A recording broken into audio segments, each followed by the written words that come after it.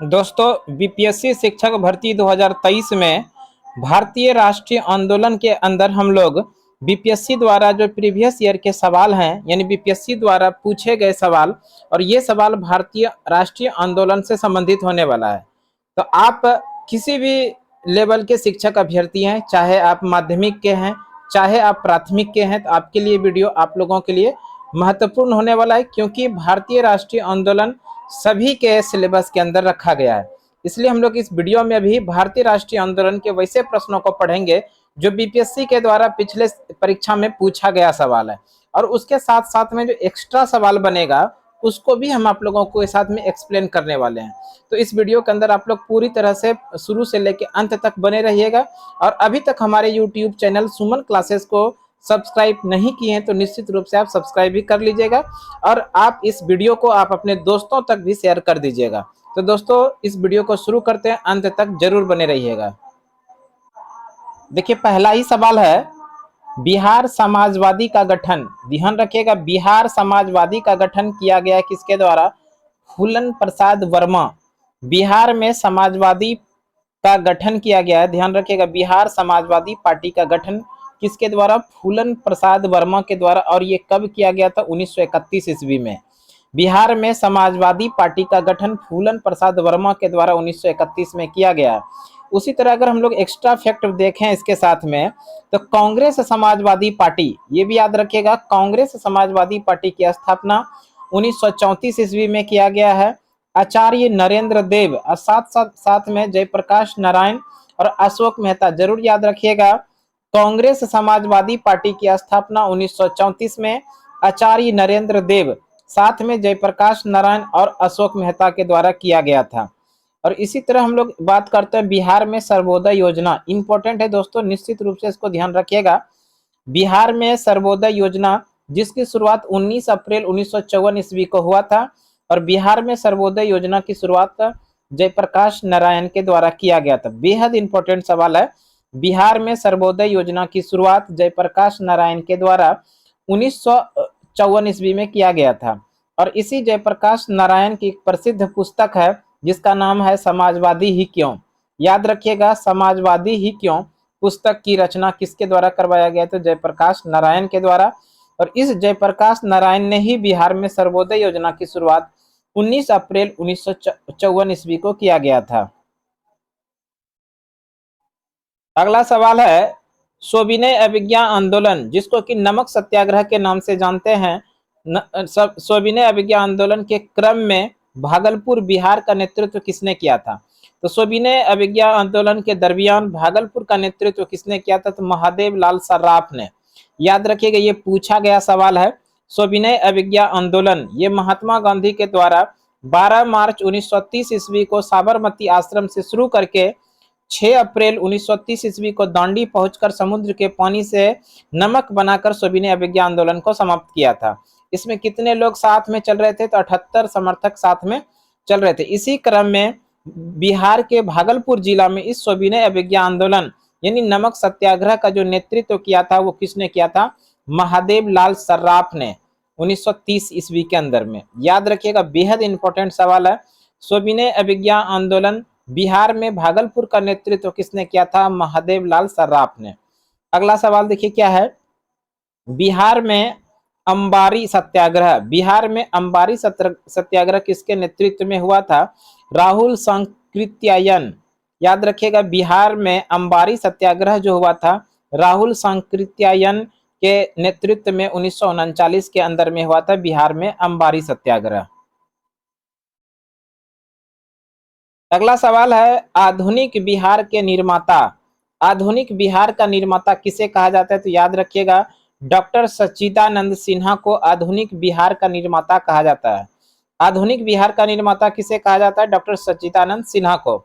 अगर हम लोग बात कर ले सच्चिदानंद सिन्हा, तो सच्चिदानंद सिन्हा के बारे में याद रखिएगा, संविधान सभा के निर्माण की पहली बैठक, संविधान सभा के निर्माण के लिए पहली बैठक आयोजित होती है 9 दिसंबर 1946 को। संविधान सभा के निर्माण के लिए पहली बैठक 9 दिसंबर 1946 को।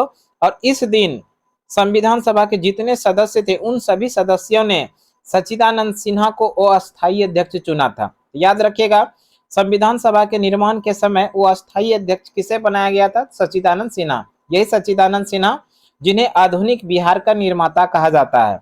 सच्चिदानंद सिन्हा की बात करें तो सच्चिदानंद सिन्हा की एक प्रसिद्ध पत्रिका है इंडियन पीपुल्स। याद रखिएगा, इंडियन पीपुल्स किनका पत्रिका है? जो डॉक्टर सच्चिदानंद सिन्हा का। हिंदुस्तान रिव्यू, ये इंपॉर्टेंट है ज्यादा, याद रखिएगा। हिंदुस्तान रिव्यू नामक पत्रिका की प्रकाशन किसके द्वारा करवाया गया? डॉक्टर सच्चिदानंद सिन्हा के द्वारा करवाया गया। डॉक्टर सच्चिदानंद सिन्हा संविधान सभा के निर्माण के समय में वो अस्थायी अध्यक्ष बनाए गए थे और इस संविधान सभा के निर्माण के लिए पहली बैठक हुई थी 9 दिसंबर 1946 को। अगला सवाल देखते हैं दोस्तों। अगला सवाल है बिहार में स्वराज दल का गठन किसके द्वारा किया गया था? याद रखिएगा, बिहार में स्वराज दल का गठन श्री कृष्ण सिंह के द्वारा किया गया था। बिहार में स्वराज दल का गठन किसके द्वारा? डॉक्टर श्री कृष्ण सिंह के द्वारा। और इस बिहार में जो स्वराज दल गठन हुआ था इसके अध्यक्ष कौन थे? नारायण प्रसाद। और डॉक्टर श्री कृष्ण सिंह के बारे में अगर हम लोग जानना चाहें तो जब बिहार ये राज्य बना और जिस तरह से हमारा देश स्वतंत्र हुआ और उस देश स्वतंत्र होने के बाद बिहार में जब मुख्यमंत्री का गठन हुआ तो इस तरह से बिहार में बनने वाले पहले मुख्यमंत्री डॉक्टर श्री कृष्ण सिंह है। दोस्तों साथ में याद रखिएगा स्वराज दल यानी स्वराज पार्टी की स्थापना 1923 में हुआ था। स्वराज पार्टी की स्थापना 1923 में हुआ था। मोतीलाल नेहरू और चित्तरंजन दास के द्वारा किया गया था। याद रखिएगा, भारत में स्वराज पार्टी की स्थापना 1923 में मोतीलाल नेहरू और चित्तरंजन दास के द्वारा इलाहाबाद में किया गया था। उसी क्रम में स्वराज दल का एक शाखा बिहार के अंदर भी खोला गया और किसके नेतृत्व में? डॉक्टर श्री कृष्ण सिंह के नेतृत्व में। आपको सवाल पूछा जाए स्वराज पार्टी के संस्थापक तो मोतीलाल नेहरू एवं चित्तरंजन दास। और अगर पूछा जाए अध्यक्ष कौन है स्वराज पार्टी के अध्यक्ष, तो याद रखिएगा चित्तरंजन दास स्वराज पार्टी के अध्यक्ष थे। वैसे संस्थापक में दोनों का नाम आता है। स्वराज पार्टी के संस्थापक मोतीलाल नेहरू और चित्तरंजन दास के द्वारा 1923 में। कहां पर? तो इलाहाबाद में। अगला सवाल है देशेर कथा पुस्तक के लेखक कौन है? देशेर कथा पुस्तक के लेखक है सखाराम गणेश देउस्कर। याद रखिएगा, देशेर कथा पुस्तक के लेखक हैं सखाराम गणेश देउस्कर। और ये देशेर कथा पुस्तक जो है ये क्रांतिकारी पुस्तक था। ध्यान रखिएगा, ये क्रांतिकारी पुस्तक था और इस पुस्तक के अंदर में इसको बैन लगा दिया गया था। इस पत्रिका यानी पुस्तक के ऊपर में मुकदमा चलाया गया था और इसको बाद में जाकर के बंद करवा दिया गया। देशेर कथा पुस्तक जो है ये सखाराम गणेश देउस्कर के द्वारा ये शुरू किया गया था। ये क्रांतिकारी पुस्तक है और किस भाषा में छपा था? ये भी याद रखिएगा, बांग्ला भाषा में छपा था। प्रकाशन कब हुआ था? 1904 ईस्वी में। इसी पुस्तक का बाद में हिंदी में अनुवाद किया गया था 1910 में। और किस शीर्षक से किया गया था? देश की बात। देशेर कथा पुस्तक का हिंदी अनुवाद जो था किस नाम से? देश की बात से 1910 ईस्वी में किया गया था और बाबूराव विष्णु पराड़कर के द्वारा करवाया गया था। याद रखिएगा, बाबूराव विष्णु पराड़कर। इस पुस्तिका यानी कि ये जो पुस्तक है देश की बात, इसको पहले किस नाम से जाना जाता था? देशेर कथा। देशेर कथा बंगाली भाषा में बना था, इसी का हिंदी में ट्रांसलेट करके बनाया गया देश की बात। कब? 1910 में। किसके द्वारा? बाबूराव विष्णु पराड़कर के द्वारा। देखिए अगला सवाल है बिहार में सर्च लाइट समाचार पत्र के संपादक कौन थे? बिहार में सर्च लाइट समाचार पत्र के संपादक मुरली मनोहर प्रसाद थे। बिहार में सर्च लाइट समाचार पत्र के संपादक थे मुरली मनोहर प्रसाद। शुरुआत में ये द्विसाप्ताहिक था यानी सप्ताह में 2 दिन निकलता था और बिहार में सर्च लाइट समाचार पत्र का संपादक मुरली मनोहर प्रसाद ने कब करवाया था? तो 1918 में। ये भी याद रखिएगा, सर्च लाइट समाचार पत्र का प्रकाशन की शुरुआत कब हुआ? तो 1918 में। और शुरुआत में ये द्विसाप्ताहिक था, सप्ताह में 2 दिन निकलता था। 1930 के बाद इस पत्रिका को प्रतिदिन कर दिया गया। 1930 के बाद इस पत्रिका को प्रतिदिन कर दिया गया और 1986 ईस्वी में इस पत्रिका को सरकार के द्वारा बंद करा दिया गया था। याद रखिएगा, बिहार में सर्च लाइट समाचार पत्रिका का प्रकाशन कब करवाया गया? तो बंद करवाया तो 1986 के अंदर। अगर हम लोग बात कर लें बिहार का प्रथम समाचार पत्र, बेहद इंपॉर्टेंट सवाल बनेगा दोस्तों। बिहार का प्रथम समाचार पत्र बिहार बंधु है। बिहार का प्रथम समाचार पत्र बिहार बंधु और केशव राम भट्ट द्वारा प्रकाशित कराया गया था। याद रखिएगा, बिहार का प्रथम समाचार पत्र बिहार बंधु किसके द्वारा प्रकाशन करवाया गया था? केशव राम भट्ट के द्वारा। अगला सवाल है दोस्तों, Rio de Janeiro, Rio de Janeiro में प्रथम अंतर्राष्ट्रीय पृथ्वी शिखर सम्मेलन हुआ था। याद रखिएगा, प्रथम अंतर्राष्ट्रीय पृथ्वी शिखर सम्मेलन का आयोजन रियो डी जेनेरियो में हुआ था। कब हुआ था? 1992 में। इसी को पृथ्वी शिखर सम्मेलन कहते हैं। प्रथम अंतर्राष्ट्रीय पृथ्वी शिखर सम्मेलन का आयोजन 1992 में कहां पर हुआ था? रियो डी जेनेरियो में। कब हुआ था? जून 1992 में, जिसमें से कि लगभग 100 से अधिक राष्ट्रीय अध्यक्षों के अंदर ने भाग लिया था।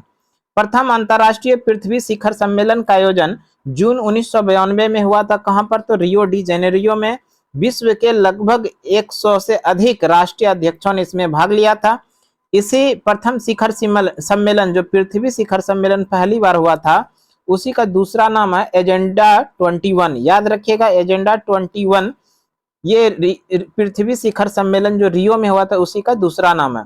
दोस्तों ये भी याद रखिएगा, पृथ्वी सम्मेलन की बात करें तो विश्व पृथ्वी दिवस कब मनाया जाता है? तो ध्यान रखिएगा, विश्व पृथ्वी दिवस मनाया जाता है प्रत्येक वर्ष 22 अप्रैल को। प्रत्येक वर्ष 22 अप्रैल को विश्व पृथ्वी दिवस के रूप में मनाया जाता है। अगला सवाल है, दक्षिण पूर्व एशियाई देशों ने 1967 में 5 देशों ने मिलकर बैंकॉक घोषणा पत्र पर हस्ताक्षर किया था। दक्षिण पूर्व एशियाई देशों ने 1967 में 5 देशों ने मिलकर बैंकॉक घोषणा पत्र पर हस्ताक्षर करके आसियान की स्थापना की थी। याद रखिएगा, आसियान की स्थापना कब हुई थी? 1967 में।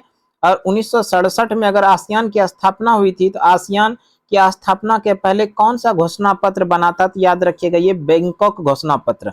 आपसे सवाल पूछा जाएगा, आसियान की स्थापना किस घोषणा पत्र के द्वारा की गई थी? तो बैंकॉक घोषणा पत्र के द्वारा। बैंकॉक घोषणा पत्र जो तैयार किया गया था, इसमें कितने देशों का हस्ताक्षर था? 5 देश। कौन कौन थे ये? इंडोनेशिया, मलेशिया, फिलीपींस, सिंगापुर और थाईलैंड। बेहद इंपॉर्टेंट सवाल बनेगा दोस्तों, बैंकॉक घोषणा पत्र पर कितने देशों का हस्ताक्षर था? 5 देश। कौन कौन देश थे? इंडोनेशिया था, मलेशिया था, फिलीपींस था, सिंगापुर और थाईलैंड। इन्हीं 5 देशों के द्वारा बैंकॉक घोषणा पत्र करने के बाद 1967 में एक संस्था बनाई गई थी जिसका नाम है आसियान। आसियान बाद में, इस आसियान के अंदर बाद में 5 देश शामिल हुए। ये कौन कौन से देश हैं? तो ब्रुनई है, वियतनाम है, लाओस है, म्यांमार है और कंबोडिया है। तो इस तरह से वर्तमान समय में दक्षिण पूर्व एशियाई देशों का संगठन, जिसको आसियान के नाम से जानते हैं, उसमें कुल कितने देश सदस्य हैं? तो याद रखिएगा, 10 देश सदस्य हैं। अगर हम लोग बात कर लें, आसियान के क्षेत्रीय मंच का संगठन की स्थापना हुई थी 1994 में। ये अलग संगठन है, याद रखिएगा। आसियान क्षेत्रीय मंच की स्थापना 1994 में। दोस्तों एक बात एक याद रखिएगा कि भारत में कितने राज्यों में विधान परिषद है? भारत के अंदर कुल मिला के 6 राज्यों में विधान परिषद है।